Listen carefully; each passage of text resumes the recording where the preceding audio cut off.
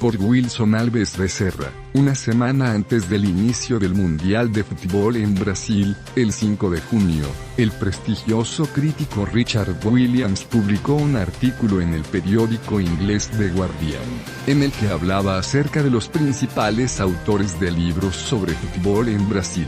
Su texto es una buena introducción a las relaciones entre literatura y fútbol en nuestras letras. Sin embargo, para él, el Pelé del fútbol no es brasileño sino uruguayo. Su nombre es Eduardo Galeano, quien hace casi 20 años escribió un libro maravilloso llamado Fútbol a Sol y Sombra, lleno de calor, humor y una mirada a la dimensión humana de grandes futbolistas. Ciertamente, el libro de Galeano tiene bellas reminiscencias de todos los mundiales y crónicas de algunos partidos memorables, como el Maracanazo de 1950, cuando la celeste uruguaya le ganó a Brasil en la final del mundial con un imprevisible 2-1 tras haber empezado el partido con el marcador negativo, delante de miles de brasileños. Cuando llegó el gol de Giggia, estalló el silencio en Maracaná, el más estrepitoso silencio de la historia del fútbol, y Ari Barroso, el músico autor de Acuarela do Brasil,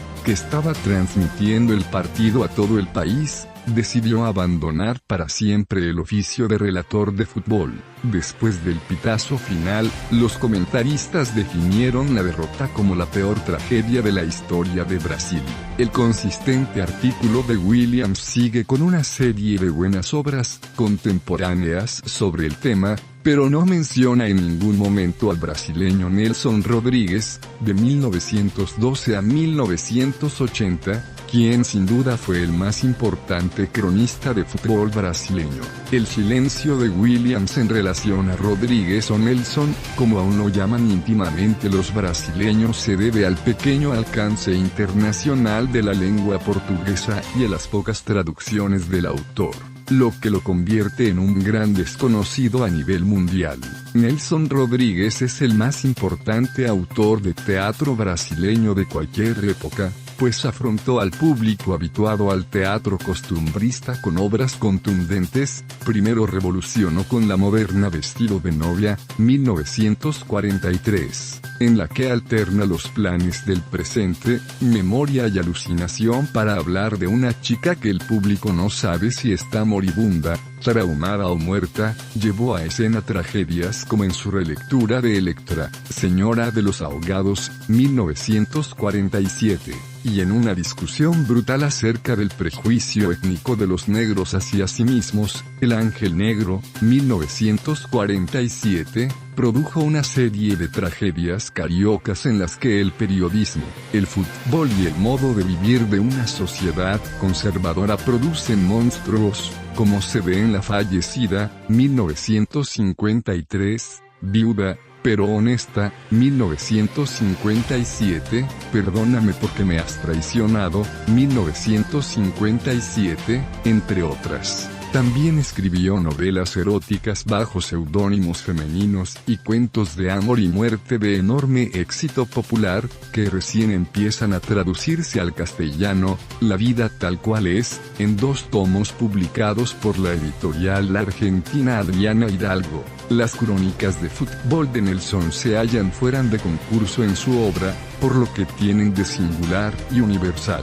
La particularidad de sus textos futbolísticos es que Rodríguez no los concebía como el simple relato de un partido o como una discusión sobre técnica y táctica, sino como una pequeña pieza literaria, en la que subraya aspectos de trascendencia del fútbol. Sus crónicas son autorales y la escritura es, muchas veces, la del autor trágico, que entiende el fútbol como fenómeno a la vez colectivo y subjetivo. Muchas de las sabrosas expresiones aparecidas en estos textos circulan hasta hoy en el habla cotidiana brasileña, con su mezcla de literatura, psicoanálisis, sociología y picardía. El brasileño tiene complejo de perro callejero, el fútbol es la patria de botines, el bibliotape es torpe y otras por el estilo. Nelson Rodríguez se dedicó a la crónica deportiva principalmente desde los años 50 hasta su muerte, En 1980,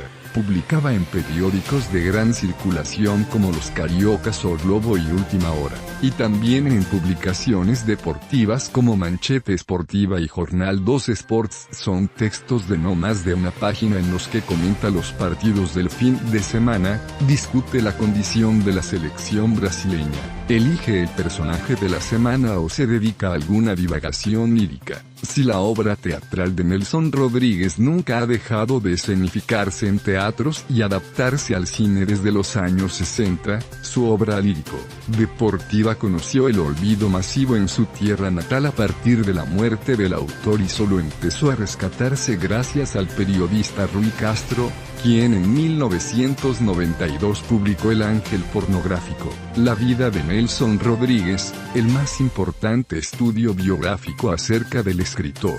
El fútbol le importa al cronista como un fenómeno misterioso que clama por una interpretación. Rodríguez era radical a punto de afirmar, en una crónica de O Globo mientras compara la producción literaria de países europeos con la brasileña: he aquí la verdad, en Brasil, el fútbol ocupa el papel de la ficción. Esta es la noción que llevó al límite en sus crónicas, en las que tomaba como antagonistas a los periodistas, a quienes llamaba los idiotas de la objetividad. Un buen ejemplo es la crónica sobre Mané Garrincha, quien, debido a la lesión de Pelé, había sido el protagonista del Mundial de Chile 62 y, 4 años después, ya con problemas de alcoholismo, era considerado por la crítica deportiva como un jugador retirado. Nelson Rodríguez describe su resurrección con colores fuertes.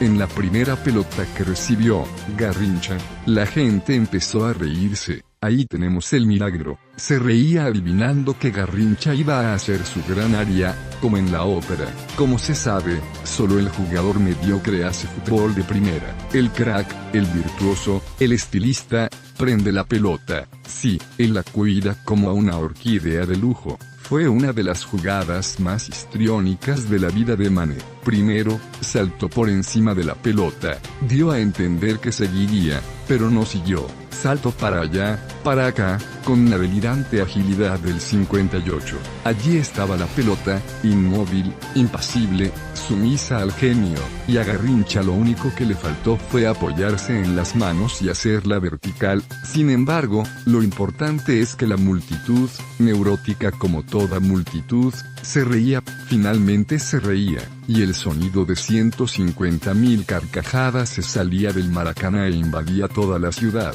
Era otra resurrección de Mané, la apoteosis o el fracaso del jugador de fútbol. Eso era lo que le interesaba al cronista, la vida que se exhibe en la cancha, lo que ocurre de singular y humano a lo largo de los 90 minutos. También por eso, creía fundamental en el fútbol la figura de un personaje que se ocupara del mundo anímico de los futbolistas. En una crónica en la que alude al carácter traumático de la derrota de 1950 se lee: de hecho, el fútbol lo tiene todo, excepto su psicoanalista. Al jugador se le cuida la integridad de sus piernas, pero nadie se acuerda de cuidarle la salud interior, su delicadísimo equilibrio emocional.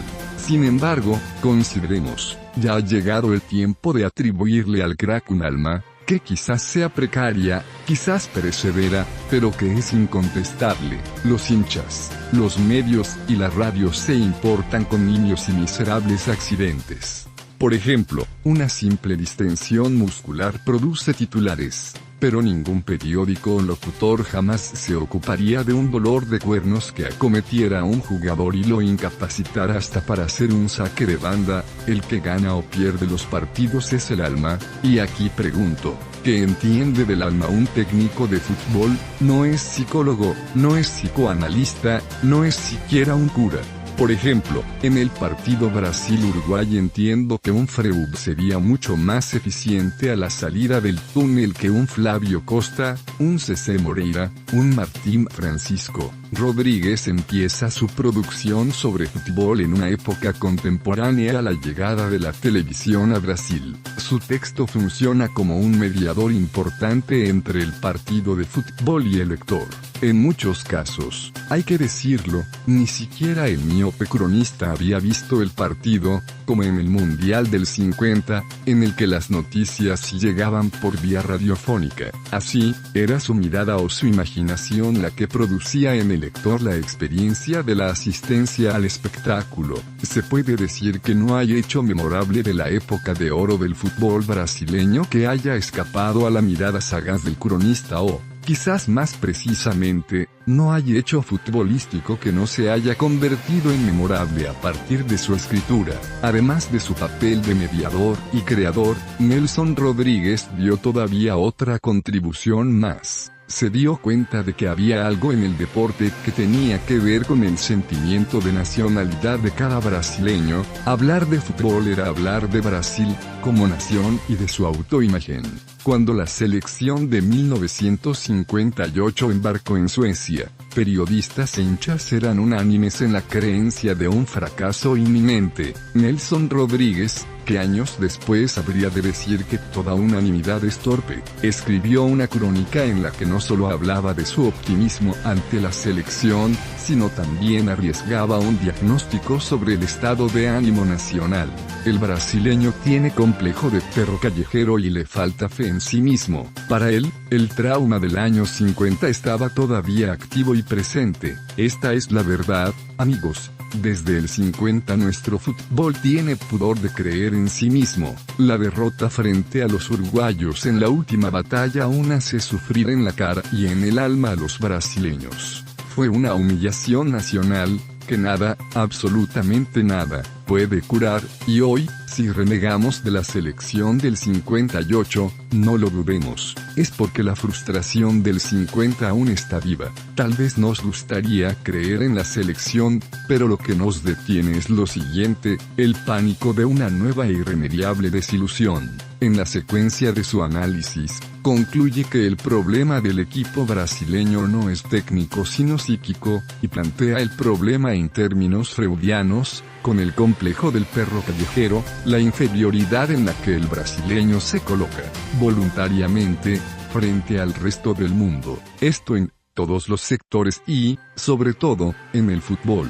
Finalmente, cierra el artículo con el conflicto al cual la selección brasileña se enfrenta, como si fuera un Hamlet angustiado. Como se sabe, Brasil fue campeón en aquel Mundial de 58 y lo ha sido en 4 más. La voz de Nelson Rodríguez estuvo presente en los 3 triunfos inaugurales. Su gran mérito literario fue haber transformado en escritura, tanto el movimiento de la pelota en la cancha como el alma del público. Para resumir, se dio cuenta de que lo que estaba en juego en un partido de fútbol era mucho menos la búsqueda de la aniquilación del adversario que una pulsión colectiva, solitaria y compartida, irracional tanto en la victoria como en la derrota. Fotografía, Nelson Rodríguez, de 1912 a 1980, dramaturgo y periodista brasileño especial. Ser o no ser perro callejero, el viaje de Brasil a la Copa Mundial de Suecia 1958. La vida es sueño, montaje polémico de Valdés Curi.